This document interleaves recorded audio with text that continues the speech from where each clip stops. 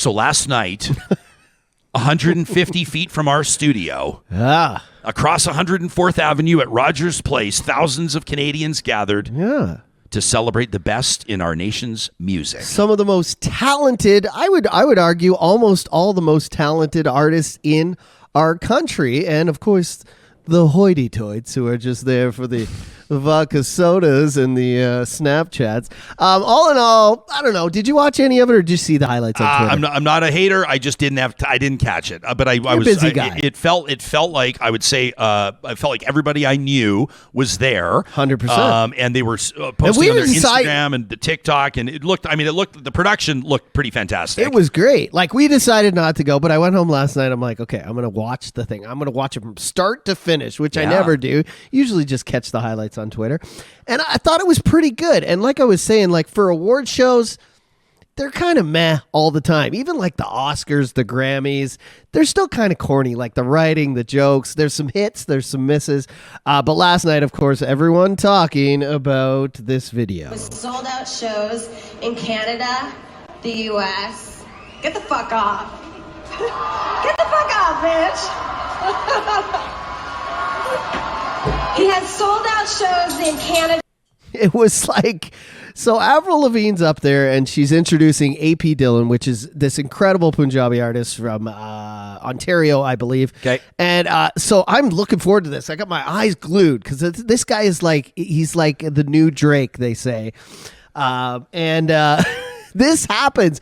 And the first thing I see, because I go right to Twitter, is everyone being like, why didn't they spear her? Why didn't they run up on stage? Because there is a topless woman on stage. She's got land back written on her arms. She's got the green belt or something on her back. Yeah, stop, don't develop the green belt on her back. She's also got here, I've got a picture here. She's got, stop logging growth now. And people are on Twitter like, what's going on with the security? But I think whoever was in charge of security at the Junos made a good choice here, because you don't want to jump the gun and do something damaging. You're live on CBC. If this guy went out and tackled her, it's a huge debauchery. So they're trying to like pan. They're trying to like take these shots where you can just see Avril from like down looking up at her on stage. But basically, Avril with the potty mouth. I mean, when you saw the video, what did you think? Well, I just, I thought it was funny, to be honest with you. Yeah. And also it was funny to hear Shay Fuser talking about this in studio. Keep in mind, Shay, who was with us off the top today, she was there with like 8-year-olds. Yeah, so trying to talk around. She was, but I thought Avril, you never know, like when you're in a situation like that, you got the bright lights, you got how many people are there? 10, 12, 13,000 people and probably? The place was packed. It was packed, right? So there's a lot of people in there. You've got the national audience. You don't know what's going to happen. For someone to rush the stage, you just never know. Like I always think of, and I'm not saying that this demonstrator who appears to obviously have had a real conviction about the cause. Yeah. She wasn't up there just to get attention. No. This wasn't Max Savage at the Phoenix Waste Management Open running down the 17th fairway with 19th hole written on his back. This was a completely different situation.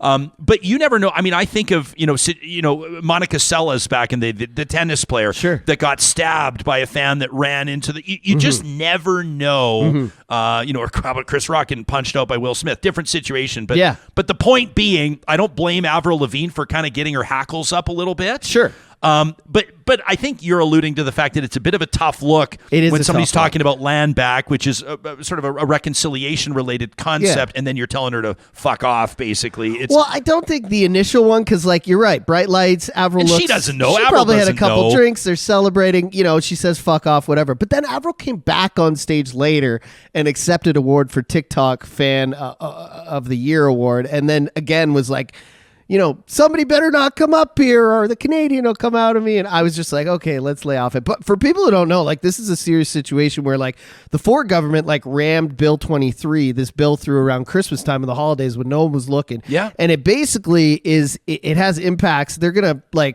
it's this proposal to open up thousands of acres of the Greenbelt to housing development. And people are saying, oh, we need more housing. Like there's a crisis in Ontario, but it's not like affordable or low income housing. It's 50,000 homes that are going to be like mostly 4-bedroom, million and up homes. Yeah, right? I'll say a couple things on this. Number one, if you want to go back in archives, in the YouTube archives for our show, or if you want to check out our podcast archives, we did talk about this recently with David Hurley from the Hurley Burley podcast. We talked about this when he joined us, and I'm just quickly scrolling so back. They doing ran this bill fly. through. They didn't consult for the treaty rights of the Mississaugas of the Credit First Nation. So it's a big issue, and it is one that needs attention. But at the same time, I don't know if going topless is the way to go about it. But still, we're talking about it. Exactly. We're talking about it. I'm not justifying it. No, I'm not saying it's cool, but if you want to go back to our interview with Hurley, he talks about it there as well. This was the whole thing about Doug Ford's daughter has her stagette. It's attended and supported by a bunch of developers. The developers show up and donate money. The Greenbelt gets greenlit for development after they said they wouldn't.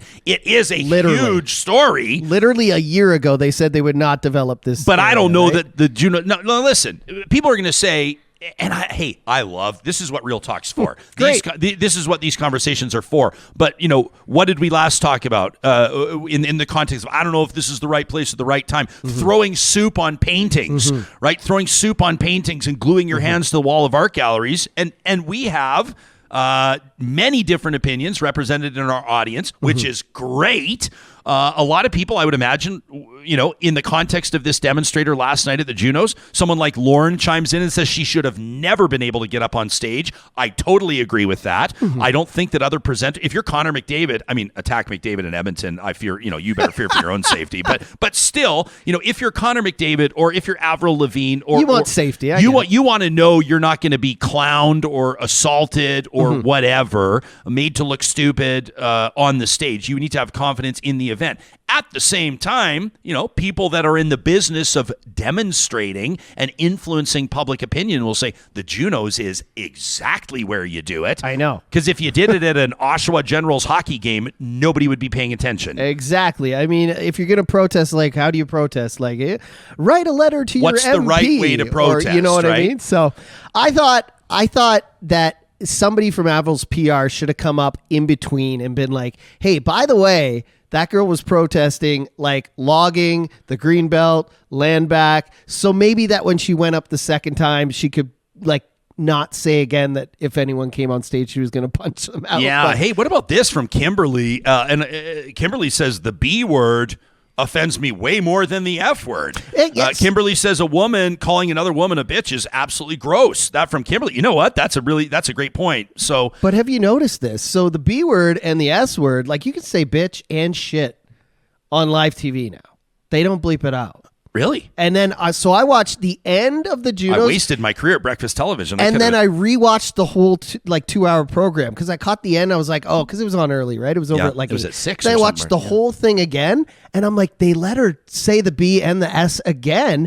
And then Jessie Reyes got up on stage and said the B word and the S word too during her live performance. So I think it's a thing that's kind of it's okay now, I guess. Jason says, just imagine McLottery's, that's of course McDavid, imagine McLottery's enthusiasm level if that protest occurred during his presentation.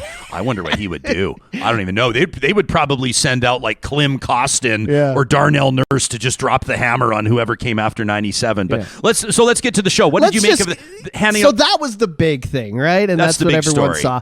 But just in general, if you want to know about the awards, The Weeknd cleaned up. He won Single of the Year, Album of the Year, Artist of the Year, Songwriter of the Year, Pop Album of the Year. Legend. But the thing was, he wasn't there. So when they went to give him the big one, Album of the Year, which is presented by all the big companies, the big record companies like Sony, Universal, Warner, Tyler Shaw looked around is he here? And then he was like, actually, he couldn't be here tonight. Audible boos. Boo! So much so that Tyler took a pause, took a minute. Yeah. And it just kind of showed me that we kind of still have a bit of a ways to go here. We need to get we have arguably the 3 biggest pop stars in the world, and they're Canadian. Justin Bieber, Drake, The Weeknd. I'd throw Bublé in there too. He's kind of a big one. But literally, all 4 of those people are not there. So it kind of looks and I get it, there's touring and stuff. I know Justin Bieber, he actually canceled some legs of his tour. He's going through some mental stuff. That's fine. Okay. Or if, you have physical, whatever. But if The Weeknd was getting 4 Grammys, he'd be there. You know what I mean? So there's still kind of this like, I don't know how that works behind the scenes. I'm not saying anything about the people who book the acts, but we need to get those big. We need to get the Weeknd out there. If he's winning 4 awards, get him a private jet, whatever it is, get him there, right? Yeah. And other than that, it was just another point. Here's Ryan Reynolds was supposed to like intro Nickelback. Of course, Nickelback won. They were going into the Music Hall of Fame. And so the host is like, and now Ryan Reynolds. And then they throw this video up. And everyone's like, oh, again, like audible sighs, right? So there were those little moments. But in terms of production and the whole night, I think it's great. And one last thing, can we stop with the poutine and the hockey and the CN Tower references? Like there's a bunch of this cheesy writing, and there always is at award shows. Like Canada's amazing. The artists they were showing there, Rev, AP Dillon, Jesse Reyes, Tennille Towns, an amazing artist who had an amazing performance. We don't need to. There's not this hokey stuff about us being like and cheesy and corny. I kind of want it to go away because Canada's a monster in terms of talent right now. Like I said, Drake, The Weeknd, Justin Bieber, Michael Bublé, those are literally Shania Twain, Alanis Morissette, Nickelback. These people have sold millions of records. You don't see people going on the Brit Awards and being like, oh, we're going to have tea after. Or like, the Americans, they don't go in the Grammys and be like apple pie and the Statue of Liberty. Like it just I kind of want that stuff cut out. But I'll end it with this. Out of award shows, I'll give it a 6.5 out of 10, which you would probably think is harsh. But I'll say that most award shows, even the best produced, are like a 7 or an 8. All right. Tracy says, so now there's nice Carlin reference. She says, now there's only 5 words you can't say on T. That from Tracy. That's weird. Yeah, I do agree with you. It's like it just.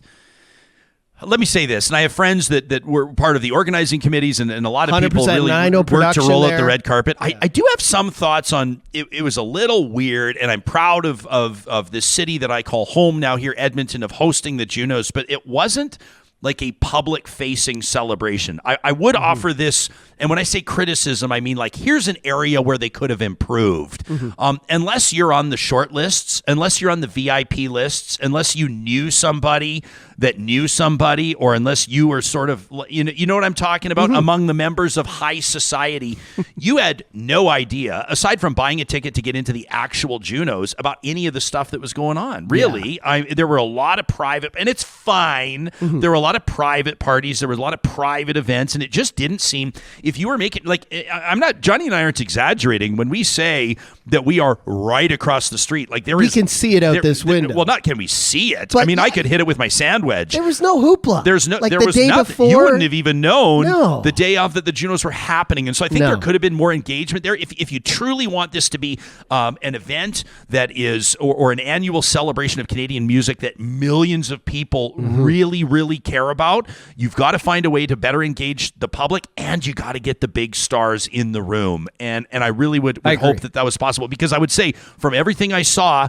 from the production side last night, they did a wonderful job, and they live deserve performances, credit. 10 out of 10. Yeah. But when Bublé, Reynolds, Drake, The Weeknd, even like Alanis wasn't there, Shania Twain wasn't there. Like get these, and I get like Avril and Nickelback, great.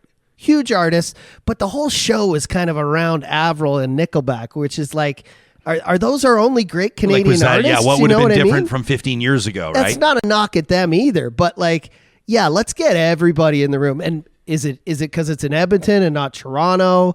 Is it because the Grammys are in LA and most artists are kind of there when they accept? I don't know, but I agree with you 100%. They need to work on What about this from Giants for Life in our live chat? Says, hold the Junos during the summer months. I love that idea. Yeah. It's also tough, though, to hold events in the summer because people are always away. But I love the idea. Alyssa says she saw some snark on social about people in Edmonton cleaning up the downtown for the Junos, but can't do it for Edmontonians. I don't know.